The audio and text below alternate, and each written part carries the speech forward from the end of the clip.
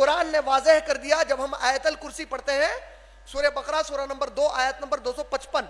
جس میں اللہ نے خالص اپنی توحید کا ذکر کیا اور فرمایا اللہ لا الہ الا هو الحی القیوم، کہہ دو ہر ایک سے، اے مسلمانوں تم لوگ بھی سن لو، اور کہہ دو ان تمام لوگوں سے جو اللہ کی عبادت نہیں کرتے کہ اللہ کے سوا کوئی ایسی ذات کائنات میں نہیں ہے، اللہ کے سوا کائنات میں کوئی ایسی ذات نہیں ہے جو ہمیشہ سے زندہ ہے، جو ہمیشہ زندہ رہے گی۔ کا مطلب اگر محمد صلی اللہ علیہ وسلم بھی ہیں تو ان کو موت آئے گی، ان کو موت آنی تھی، ان کے وقت پر ان کو موت آ چکی ہے، لیکن موت اگر کسی کو نہیں آ سکتی تو وہ صرف اللہ رب العالمین کو نہیں آ سکتی، جو ہمیشگی کی حیات والے ہیں اور ہمیشہ سے قائم ہیں، ہمیشہ قائم رہیں گے۔ اللہ لا الہ، کوئی معبود ایسے اللہ کے سوا تمہارا ہے ہی نہیں۔ اللہ لا الہ الا هو الحی القیوم لا تاخذہ سنۃ ولا نوم، یہ اللہ تو ایسے ہے جس کو نہ نیند آتی ہے نہ اونگ آتی ہے۔ لا تاخذہ سنۃ ولا نوم لہ ما فی السماوات وما فی الارض، آسمانوں اور زمین میں جو کچھ ہے صرف اللہ کا ہے۔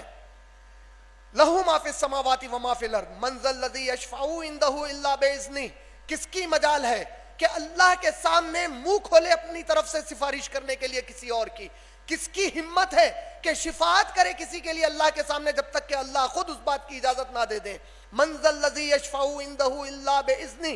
یعلم ما بین ایدیہم وما خلفہم، اللہ ہر چیز کو جانتے ہیں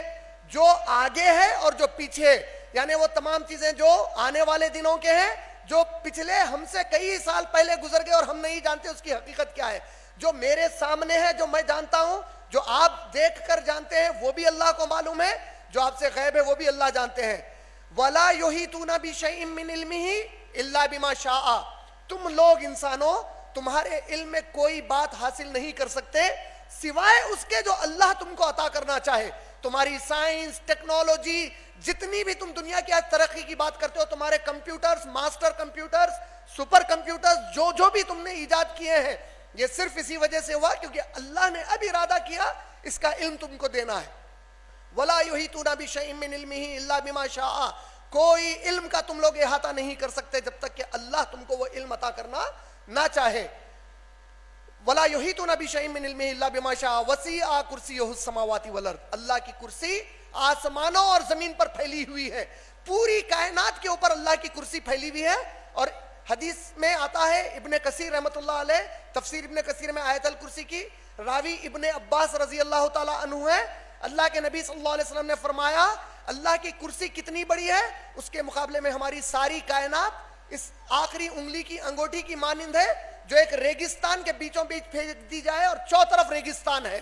پورے ریگستان کے سامنے انگوٹھی کی کوئی مثال نہیں ہے۔ اس اللہ کی کرسی کے سامنے یہ پوری کائنات، یہ آسمان، یہ تارے، ایسے کروڑہا آسمان اور کروڑہا اور تارے جس کی ہم گنتی نہیں کر سکتے، اللہ کی کرسی کے سامنے وہ انگوٹھی کی مانند ہے۔ وسیع کرسیہ السماوات والارض، اللہ کی کرسی آسمان و زمین پر پھیلی ہوئی ہے۔ اور ابن عباس نے کہا کرسی پر صرف اللہ کا پاؤں ہے، اور اس کرسی کو اگر آپ اللہ کے عرش سے مقابلہ دیں گے تو اللہ کا عرش اتنا بڑا ہے کہ وہ کرسی انگوٹھی کی طرح، اور اس عرش پر اللہ رب العالمین کی ذات مبارک ہے۔ اللہ نے سورہ طٰہٰ سورہ نمبر 20 کی آیت نمبر 5 میں کہا کہ الرحمن نے اپنے آپ کو عرش پر قائم کر دیا۔ اور وسیع کرسیہ السماوات والارض ولا یؤودہ حفظہما، اتنی بڑی کائنات جو آپ کو اور مجھے لگتی ہے ہمارے لیے بہت بڑی، اللہ کے لیے کچھ بھی نہیں ہے۔ اللہ کہتے ہیں اس کی حفاظت ہرگز اللہ کو نہیں تھکاتی۔ ولا یؤودہ حفظہما وہو العلی العظیم، اور وہ العلی ہے اور العظیم ہے۔ علی رضی اللہ تعالیٰ عنہ نہیں ہے، وہ العلی ہے، العلی اور العظیم ہے۔